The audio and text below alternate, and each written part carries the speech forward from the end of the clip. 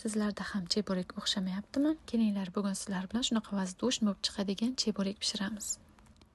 Ishni unimizni elab olishdan boshlaymiz. Unimiz elangandan so'ng suv, eritilgan sariyog' va tuz solib, o'rtacha qattiqlikdagi xamir qorib olamiz. Xamirimizni ustini strech qilib 15 minut tindirishga yuboramiz. Ungacha esa nachinkamizni pishirib olamiz. Nachinkasiga go'sht va piyozni dimlab pishirib olamiz. Tingan xamirimizni zuvalachalarga bo'lib olamiz va o'rtacha qalinlikda yoyib olamiz. Men zuvalachalarimizni ikkisini birda qilib yoydim, shunda oson va tez yoyildi. Xamirlarimiz ichiga esa nachinkalarimizni terib, xohishga ko'ra sir ham foydalanishingiz mumkin. Sirdan ham foydalandim. Chebureklarimiz atrofini vilka bilan yopishtirib chiqamiz. Tovamizga yog' quyib, baland olovda qizdirib olamiz va qizib turgan yog'imizga chebureklarni solamiz. Bir tomoni qizarguncha ikkinchi tomoniga ham yog' quyib turamiz. Shunda chebureklarimiz ishib, sharikchalari ko'p bo'lib chiqadi va ikkinchi tomonni ham o'girib, tillarang qilib qovurib olamiz. Mana shunaqa qarsillama bo'lgan mazali chebureklarimiz tayyor.